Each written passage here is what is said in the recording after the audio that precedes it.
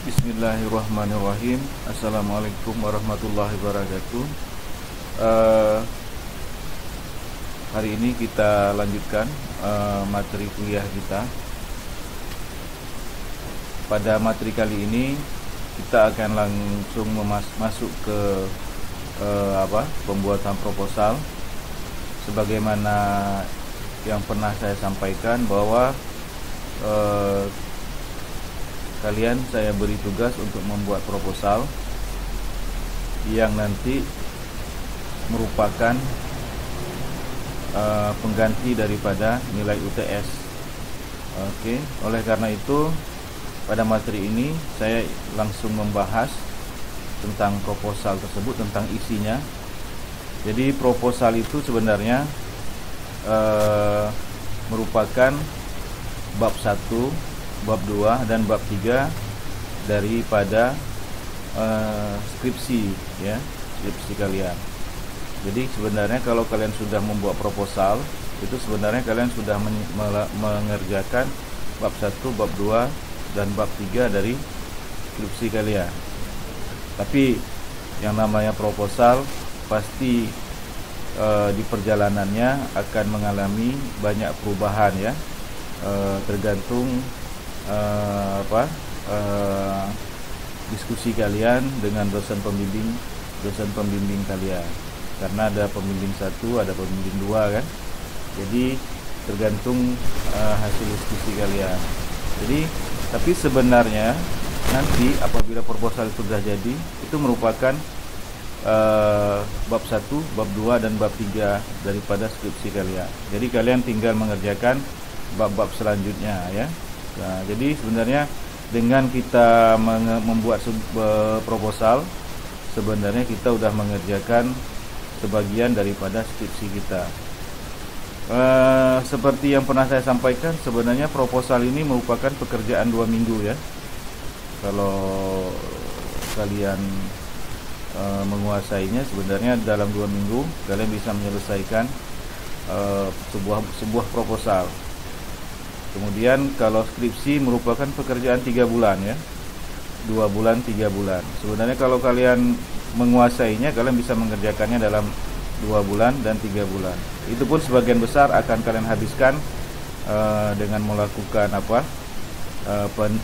observasi atau penelitian di lapangan dan dengan mengetik ya. Jadi sebenarnya kalau kalian menguasai, cepat kalian bisa menyelesaikan skripsi kalian. Oke, baiklah, saya langsung aja. Saya tidak menjelaskan teori-teorinya kali ini, tapi nanti mungkin saya akan membahas di materi kuliah ya, di materi kuliah lainnya. Untuk yang kali ini saya hanya ingin mendiskusikan ya, atau membahas tentang proposal skripsi ya. Secara teknis mungkin ya, lebih ke teknisnya, karena saya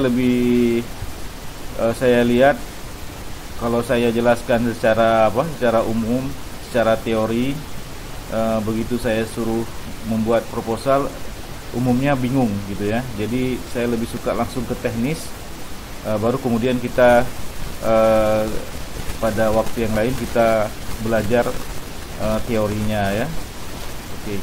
Oke, kita langsung masuk. Kita ambil judul dari salah satu kakak kelas kalian yang telah lulus. Kita ambil judul skripsinya adalah penerapan model pembelajaran kooperatif tipe Think Fire Cell atau TPS pada pelajaran IPA untuk meningkatkan hasil belajar siswa kelas 4 min Lam Tamot Aceh Besar. Perhatikan, kalian perhatikan judul ini. Jadi dia ingin menerapkan sebuah model. Jadi dia ingin menerapkan sebuah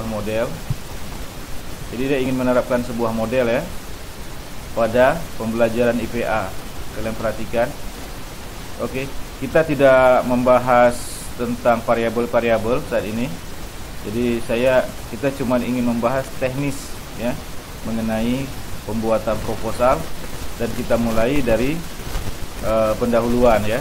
Oke, tapi sebelumnya kita coba dulu bahas judul dari kakak kelas kalian ini, yaitu penerapan model. Jadi dia akan menerapkan model namanya TPS ya, pada pembelajaran IPA. Kalian perhatikan model TPS pada pembelajaran IPA. Oke ya, kita langsung ke dari awal, dari pendahuluannya.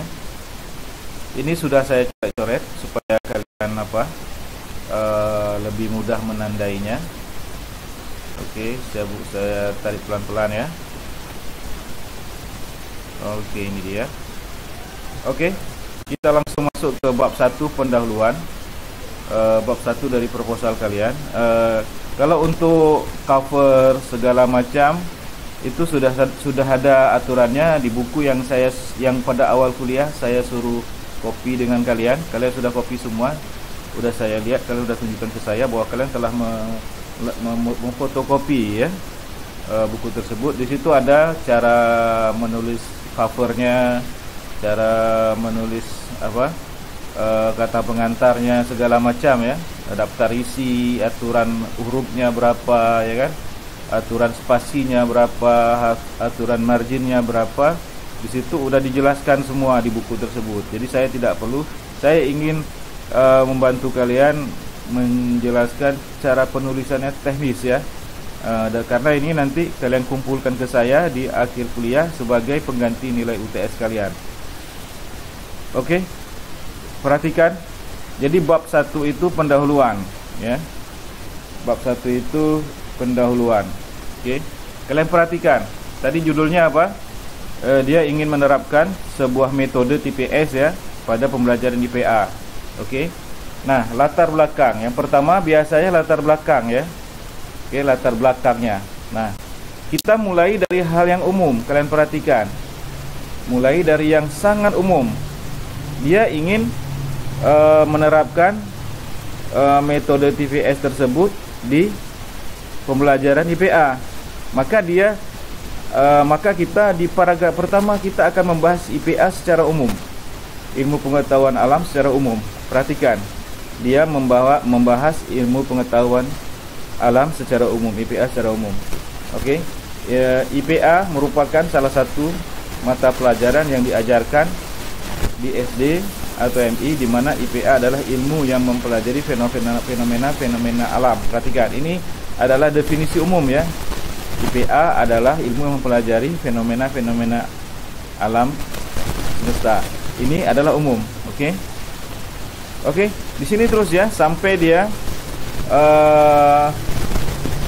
menjelaskan. Nah, satu lagi ingat, kalian perhatikan ada kutipan di sini, ya, ada kutipan tanda huruf 1.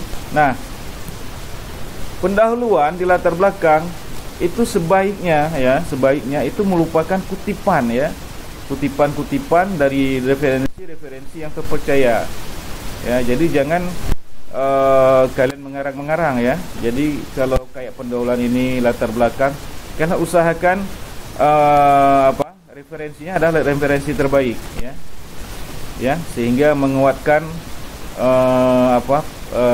menguatkan latar belakang kalian, mengapa kalian mengambil tema itu atau judul itu ya. Jadi kalian harus melampirkan, menggunakan lampiran-lampiran yang baik ya, baik itu berupa buku-buku referensi maupun berupa dari skripsi, dari tesis atau dari disertasi orang ya, atau dari jurnal-jurnal. Tapi kalau umum seperti ini biasanya diambil dari buku-buku ya, tapi buku-buku yang bisa dipertanggungjawabkan keilmiahannya ya. Jadi kalian harus referensinya harus sebaik-baiknya ya, kalian cari ya. Oke, perhatikan, dia mengambil, ini merupakan pendidikan IPA menekankan pemberian pengalaman langsung dan kegiatan praktis untuk mengembangkan kompetensi agar siswa memahami alam sekitar secara ilmiah. Kalian perhatikan, ini merupakan sebuah kutipan. Jadi dari baris kemari, perhatikan, itu merupakan kutipan ya. Kalian perhatikan, itu merupakan kutipan. Oke. Oke, sampai kemari ya. Jadi kutipannya dari sini sampai kemari. Di atas ini harusnya kalian juga IPA apa? Definisi IPA ini apa? Harusnya juga berupa kutipan ya. Jadi definisi IPA adalah itu kan. Ini harusnya juga merupakan kutipan ya. Jadi definisi seperti ini sebaiknya merupakan kutipan ya. Tapi dia di sini tidak membuat ini sebuah kutipan ya. Oke, bisa ya, bisa paham ya. Jadi usahakan kalau yang terkait sama definisi itu merupakan kutipan ya.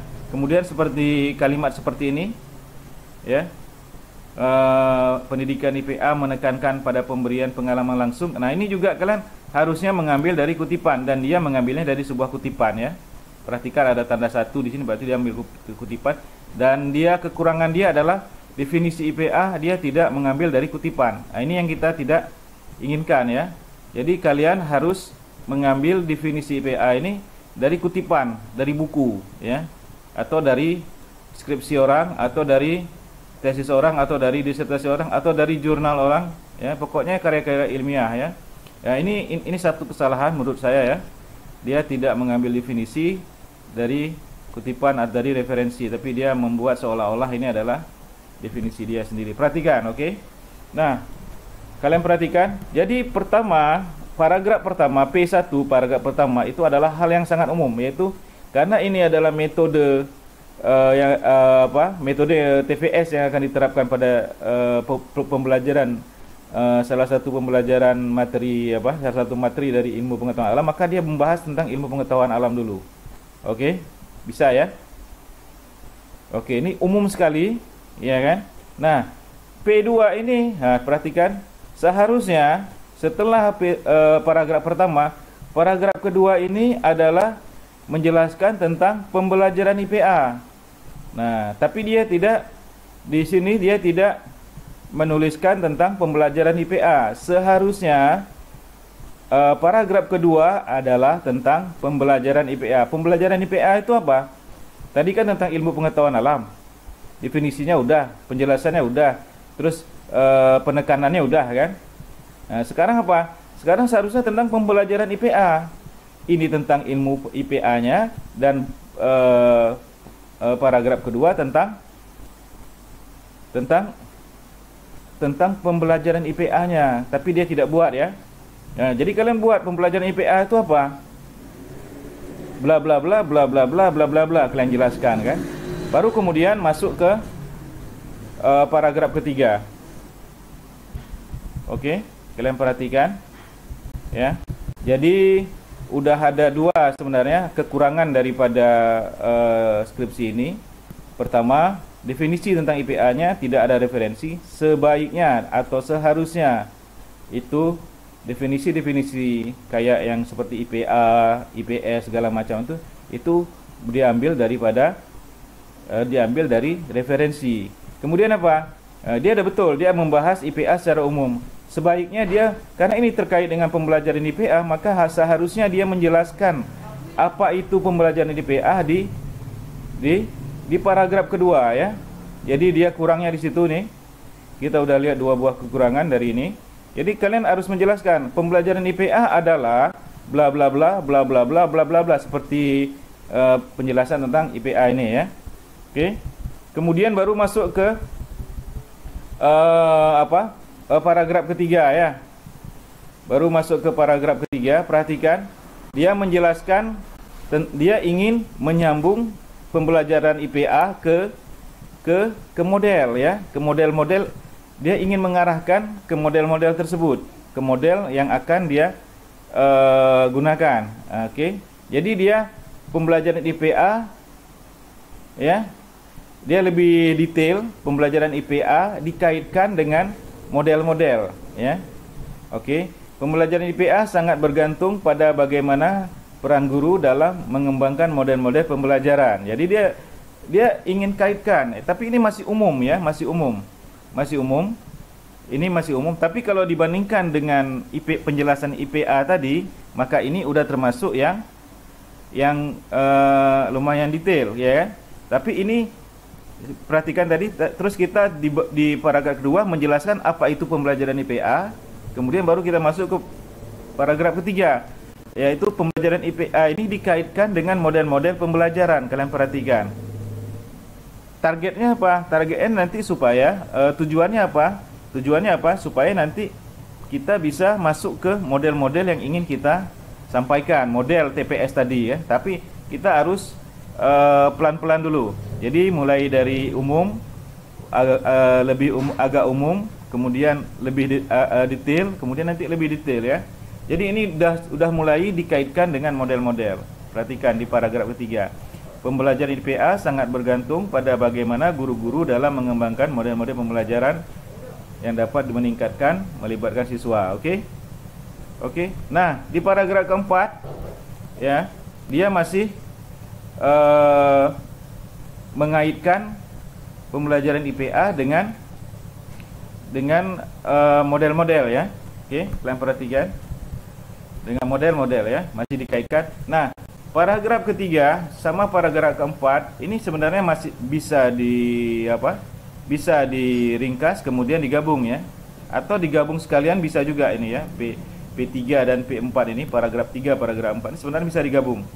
Karena ini adalah sebagai jembatan ya antara pembelajaran IPA kemudian dikaitkan sama ke model TPS yang mau kita terapkan. Nah, jadi dia pembelajaran IPA kemudian dikaitkan sama model-model ya kan, kemudian juga masih dalam hal masih mengaitkan pembelajaran IPA dengan model-model, yaitu guru dalam proses belajar mengajar harus memilih dan menggunakan model pembelajaran yang sesuai. Oke, dia semakin mengarah ya. Tadinya dia masih umum ya kan, dalam bagaimana guru mengembangkan model-model. Nah, sekarang dia udah masuk lebih menjurus ya, lebih menjurus. Guru dalam proses belajar mengajar harus memilih menggunakan model pembelajaran yang sesuai. Perhatikan bahasanya. Tadi dia hanya mengatakan bahwa bagaimana peran guru dalam mengembangkan model-model, ya kan?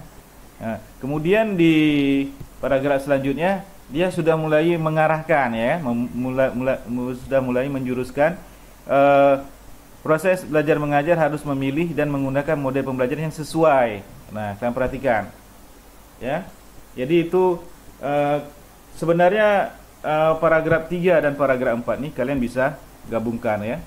Kalian ringkas kemudian kalian gabungkan. Oke, kemudian kalian perhatikan, kalian baca terus selanjutnya. Saya pelan-pelan, saya ini. Oke. Oke. Nah, oke ya. Masih dalam mengaitkan tentang pembelajaran IPA dengan model-model ya, antara guru dan siswa ya.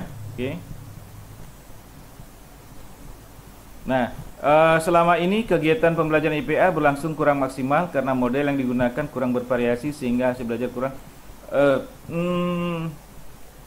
Menurut saya ini tidak perlu ditampilkan di sini dulu ya, terlalu awal ya. Terlalu awal ditampilkan di sini, atau ini sebaiknya tidak perlu ditulis di sini ya. Oke. Karena kita masih mengaitkan antara pembelajaran dengan metode-metode. Tadi kita menjelaskan secara umum metode-metode tersebut, kemudian kita mulai menjurus tadi ya kan. Sudah saya bilang tadi, mulai menjurus. Ini tadi, ya kan. Nah, ini tadi bergantung pada bagaimana peran guru mengembangkan model-model pembelajaran. Kemudian di paragraf selanjutnya yang seharusnya bisa digabung ini dua ini. Belajar mengajar harus memilih dan menggunakan model pembelajaran yang sesuai dengan materi yang diajarkan. Nah, itu sudah mulai menjurus ya. Bisa kalian pahami ya. Dan seterusnya bla bla bla, dan seharusnya ini selama ini kegiatan pelajaran IPA berlangsung kurang maksimal. Menurut saya ini tidak perlu dituliskan di sini dulu. Bisa paham ya? Ini seharusnya tidak perlu ada di sini ya. Oke, kemudian masuk paragraf kelima. Oke. Oleh karena itu guru harus dapat menyampaikan, ini masih juga ya, mengarahkan ke pembelajaran menggunakan model-model, kemudian ingin diarahkan ke penggunaan TPS tadi ya, karena di skripsi ini dia ingin dia melakukan penelitian menggunakan TPS, model TPS ya. Dengan itu guru harus dapat menyampaikan pembelajaran dengan cara menyenangkan siswa. Ini juga sebenarnya jadi paragraf 3, 4, 5 ini sebenarnya masih bisa disederhanakan terus digabung. Terus ada bagian tadi yang sudah saya jelaskan tidak perlu ditulis ya.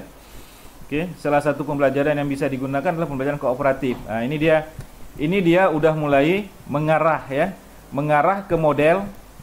Ini dia sudah mulai mengarah ke model yang dia inginkan. Perhatikan, pembelajaran kooperatif ya. Pembelajaran kooperatif adalah salah satu pembelajaran di mana aktivitas dilakukan guru dengan menciptakan kondisi belajar sesama siswa.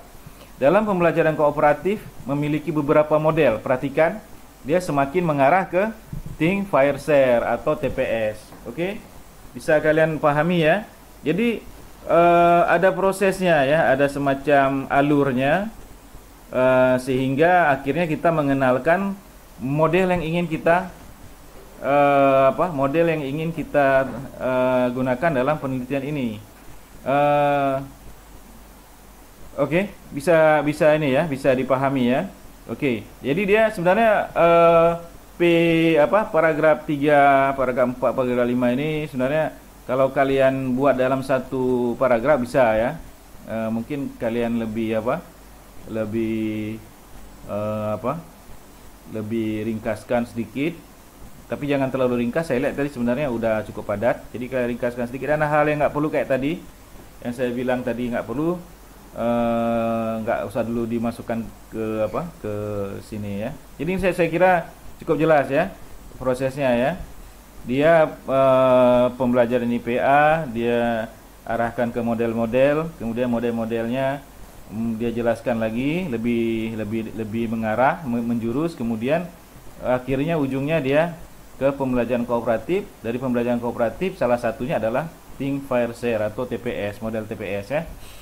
Oke ya, kemudian paragraf ke-6. Kalian perhatikan paragraf ke-6. Oke. Kalian jelaskan sekarang apa itu Think, Fire, Share. Model pembelajaran Think, Fire, Share atau TPS. Kalian jelaskan secara umum. Mulai dari umum sama seperti hampir sama semua. Jadi kalian jelaskan secara umum dulu, ya kan? Baru nanti kalian jelaskan sedikit mendetail ya. Oke. Kemudian di sini kalian lihat di paragraf ke-7 dia mulai ke penerapannya. Kalian lihat. Berarti dia udah mulai lebih menjurus lagi ya. Penerapan model pembelajaran kooperatif tipe TPS, ya kan, dapat mengacu pada metode mengajar. Jadi dia udah lebih menjurus, lebih ke dalam istilahnya ya. Oke, bisa kalian ini ya, bisa kira-kira kalian buat ya. Oke. Dan akhirnya teman-teman dapat proses pembelajaran, konsentrasi siswa lebih fokus terhadap proses pembelajaran. Oke. Dia masih sebenarnya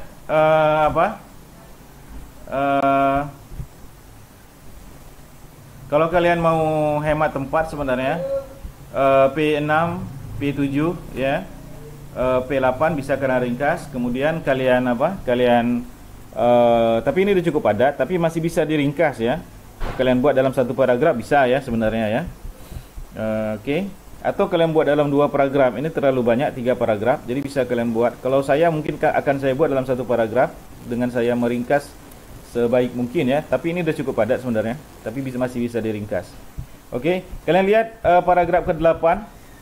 Pembelajaran dengan menerapkan model Think Fair ini dikatakan berhasil apabila menimbulkan. Nah, ini sebenarnya udah lebih ke detail lagi ya. Udah lebih ke detail tentang TPS tersebut ya, penerapannya ya. Pembelajaran dengan penerapan model ini ya. Ini udah lebih ke detail lagi ya, udah lebih menjurus lagi ya. Maka semakin tinggi pemahaman belajar, maka semakin tinggi tingkat keberhasilan pembelajaran. Oke. Nah, kemudian baru masuk di paragraf 9. Jadi paragraf ini tidak tentu ya, tergantung kesepakatan kalian dengan dosen-dosen kalian ya. Tapi saya lihat ini terlalu banyak paragrafnya, tapi malah ada yang kurang tadi ya. Harusnya ada paragraf kedua tadi yang menjelaskan tentang pembelajaran IPA itu apa, itu ya.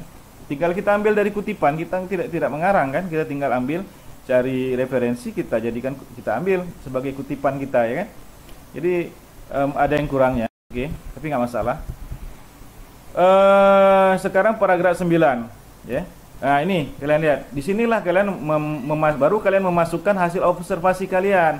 Makanya tadi saya saya katakan kritik kalian terhadap sekolah atau permasalahan yang kalian dapat di sekolah, ya kan? Nah, ini dia tadi di paragraf keempat tadi. Selama ini kegiatan pelayanan IPA berlangsung kurang maksimal, itu tidak perlu dibuat di sini, ya. Tidak perlu dibuat di sini. Ini nanti kita masukkan mungkin di observasi atau di bagian-bagian terakhir nanti dari paragraf paragraf pendahuluan ini ya. Jadi ini nggak perlu ada di sini, oke? Oke, yang ini ya, yang selama ini kegiatan yang kritik kita atau permasalahan yang kita lihat di lapangan, baru kita ungkapkan pada saat kita membahas tentang observasi. Nah ini ya, ini jangan lupa. Ini sering sekali kalau kalian lupa bahwa kalian melakukan observasi. Nah, ini wajib ada ya. Berdasarkan nih ya, hasil pengamatan kalian di sekolah yang kalian teliti dari sisi siswa, nanti juga ada dari sisi gurunya, dari sisi sekolahnya maupun dari sisi lain ya. Kalau di sini ini dia di awalnya dia lihat dari sisi siswanya ya.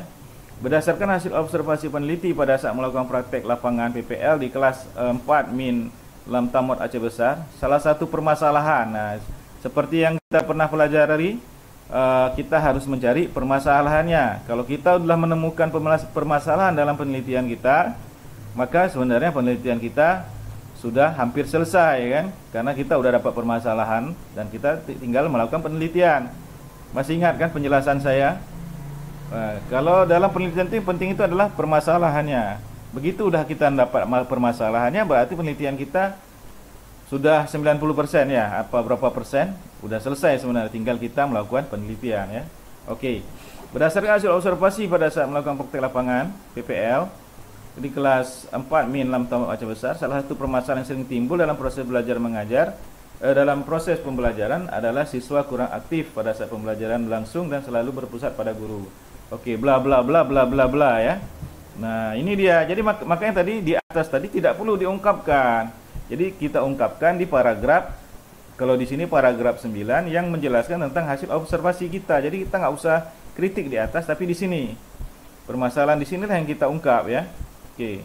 Tadi dia membahas dari sisi siswa, kemudian di paragraf 10 dia membahas dari sisi guru ya. Ini bisa kalian gabung paragrafnya, ya kan? Antara siswa sama guru bisa kalian gabung, bisa juga kalian pisah, boleh seperti ini. Oke, kalian perhatikan kalimat terakhir. Oleh karena itu, ya, penulis mendapatkan solusi untuk menerapkan model yang lebih cocok pada pembelajaran IPA, yaitu model pembelajaran Think, Pair, Share atau TPS, khususnya pada materi sumber daya alam. Kalian lihat. Materi IPA yang akan dia ambilnya adalah terkait dengan tema sumber daya alam. Perhatikan, materi yang dia ambil, yang diteliti, yang akan menjadi objek penelitiannya pada saat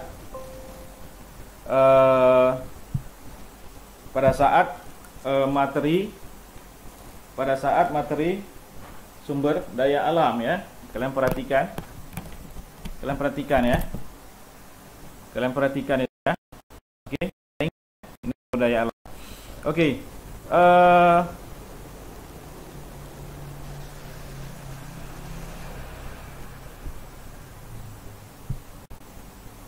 oke ya. Nah, ada satu lagi kekurangan dari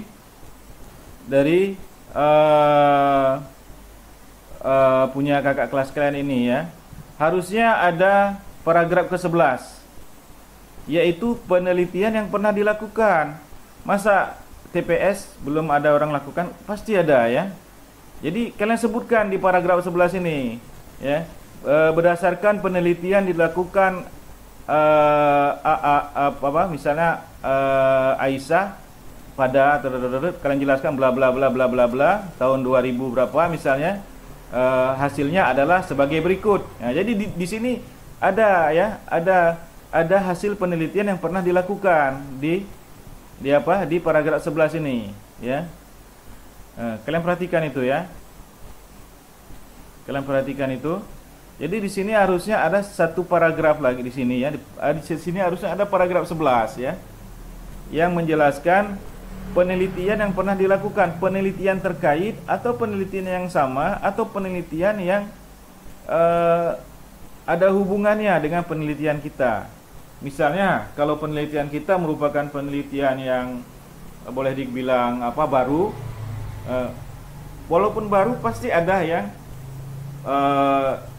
yang dekat-dekat dengan penelitian kita. Pasti ada. Maka kita sebutkan di sini. Apalagi ini TPS sudah umum dilakukan ya, penelitian TPS. Jadi kalian sebut, misalnya berdasarkan penelitian saudara Aisyah gini, hasil yang didapat begini. Kalau bisa kalian ambil 2 ya, lebih dari 1, 2 atau 3 peneliti ya. Berdasarkan penelitian Aisyah begini hasilnya, kemudian berdasarkan penelitian Murtalah begini hasilnya. Udah cukup kalau 2 atau 3 ya. Udah cukup kalian letakkan di paragraf ke-11. Baru kemudian kalian masuk ke paragraf 12 yaitu paragraf penutup ya. Baru berdasarkan uraian di atas baru kalian masukkan judul tema kalian atau judul atau tema kalian. Oke. Bisa ya? Saya kira bisa ya. Sudah cukup jelas ya. Kalian ulangi lagi nanti penjelasan saya supaya cukup jelas. Oke. Selanjutnya udah gampang ya tentang rumusan masalah, ya kan? Karena kita udah punya masalah, ya kan? Karena kita sudah punya masalah tadi, ya kan? Apa masalah tadi? Udah kalian cek lagi ya di atas ya. Jadi kita tinggal rumuskan masalahnya.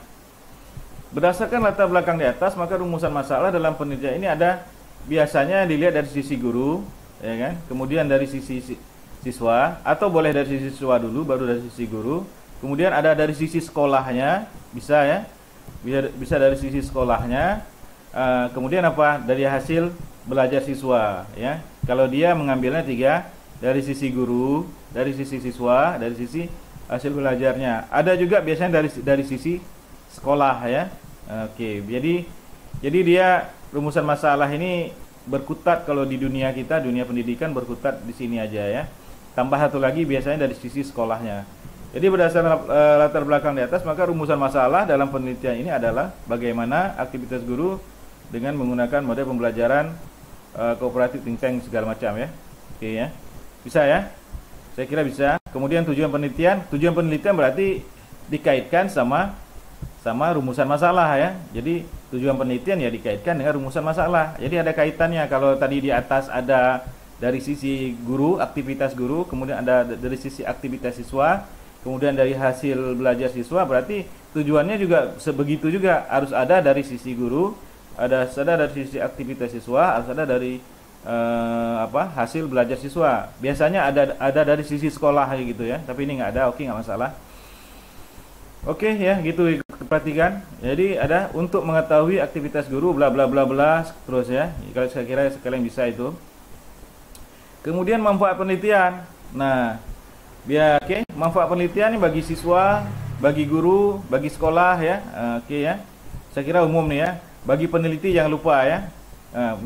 Terus kalau kalian penelitian kalian ada hiponya, ada hipotesisnya, bisa kalian taruh di sini ya. Bisa kalian taruh di sini. Jadi kalau kalian ada hipotesis kalian bisa taruh di sini. Ya. Ya, bisa ya. Hipotesis udah kita bahas, jadi bisa kalian letakkan di sini hipotesis kalian. Oke, kemudian baru kalian jelaskan definisi operasional ya. Definisi operasional ini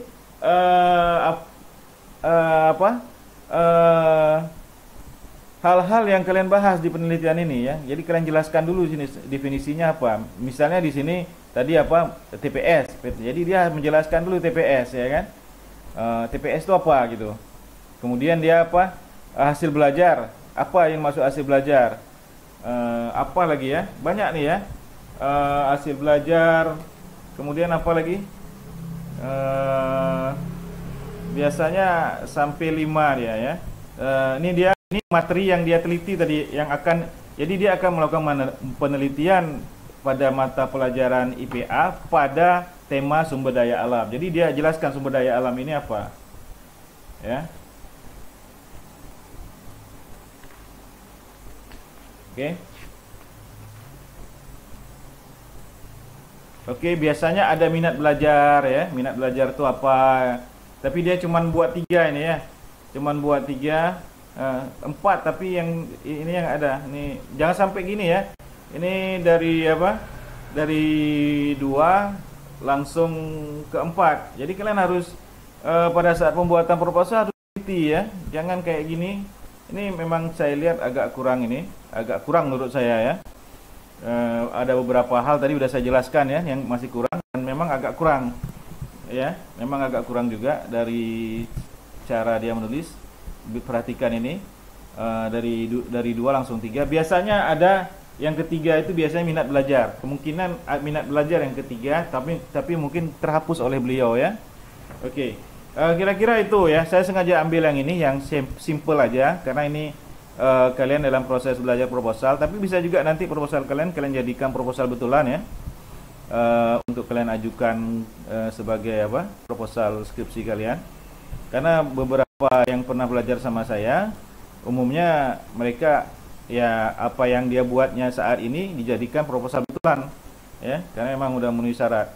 Jadi saya kira itu aja penjelasan saya terkait apa, pendahuluan nih, bab 1 pendahuluan. Nanti saya akan jelaskan juga bab keduanya. Oke. Kalau ada yang kurang jelas boleh kalian tanya ke saya lewat WA, biar saya jelaskan kembali melalui WA, atau kalau memang perlu saya jelaskan lebih detail saya akan buat videonya tersendiri ya. Oke, saya tutup aja dulu materi ini. Assalamualaikum warahmatullahi wabarakatuh.